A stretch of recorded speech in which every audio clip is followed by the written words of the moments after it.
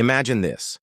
A Chief Justice, tasked with upholding the integrity of the highest court in the land, issues a year-end report so disconnected from reality that it feels like gaslighting the very people the judiciary serves. That's exactly what Chief Justice John Roberts has done. His recent annual report is a masterclass in tone deafness and self-congratulation, ignoring the burning issues that truly matter to Americans. Let's dive into the substance, or lack thereof, of this report.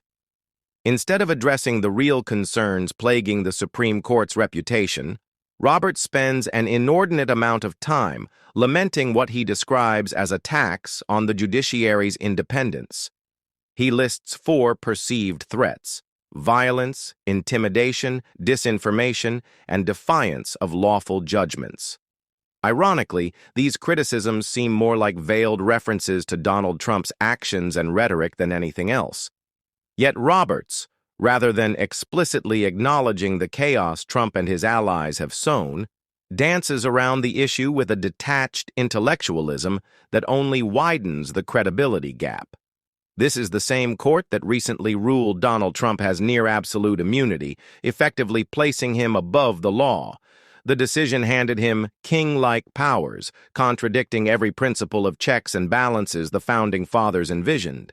It's staggering to think how far this court has strayed from its constitutional duty. If you could bring back the framers of our Constitution, they'd likely be horrified.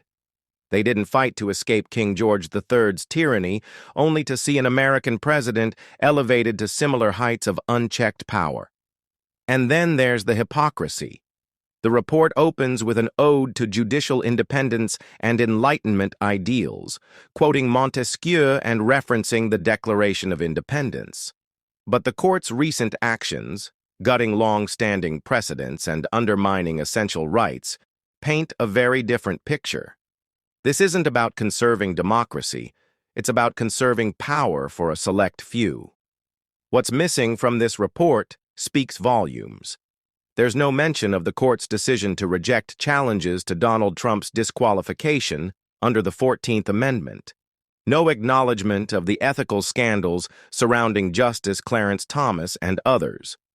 Millions of dollars from undisclosed benefactors and conflicts of interest are swept under the rug.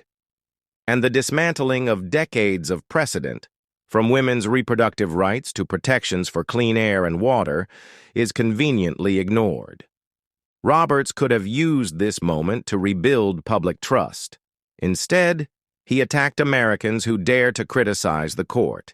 He dismissed their concerns as uninformed and unjust. This from a man who leads a court now widely viewed as one of the most partisan in modern history. His words feel hollow, especially when the court's majority was built through a calculated manipulation of the judicial nomination process. 3 justices, Gorsuch, Kavanaugh, and Barrett, were confirmed under circumstances that many Americans see as fundamentally unfair, cementing a conservative supermajority with a clear agenda to roll back decades of progress. This isn't just about Republicans being in charge. It's about how they got there. The Federalist Society, Leonard Leo, Donald Trump, and Senate Republicans executed a strategic plan to reshape the judiciary in their image. Roberts' failure to address these realities only deepens the public's disillusionment. The Chief Justice also dropped hints about his stance on issues like social media and foreign interference, particularly regarding TikTok. While he avoided naming the platform directly, his remarks suggest he views it as a threat to national security and judicial independence. This foreshadows the upcoming TikTok case, where Roberts' bias seems all but assured. At a time when public faith in the judiciary is at an all-time low, this report could have been a chance to confront hard truths and begin the process of reform. Instead, it reads like a defensive maneuver, an attempt to shield the court from accountability while ignoring the legitimate grievances of the American people. But let's not forget the broader picture. Despite the court's regressive turn, there have been victories worth celebrating. Under President Biden, 235 federal judges have been appointed and confirmed, bringing much-needed balance to the lower courts.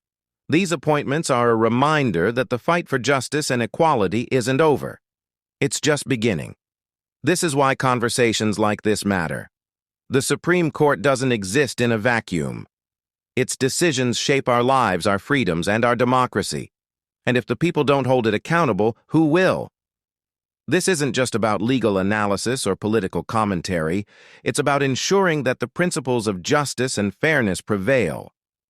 As we move forward, let's continue to scrutinize the court's actions and demand accountability. The fight for a fair judiciary is far from over, and it's one we all have a stake in. Stay informed, stay engaged, and let's work together to protect the values that define us as a nation. If you want to stay updated on these critical issues, make sure to like and subscribe to my YouTube channel for more insightful commentary and deep dives into the intersection of law, politics, and the future of democracy.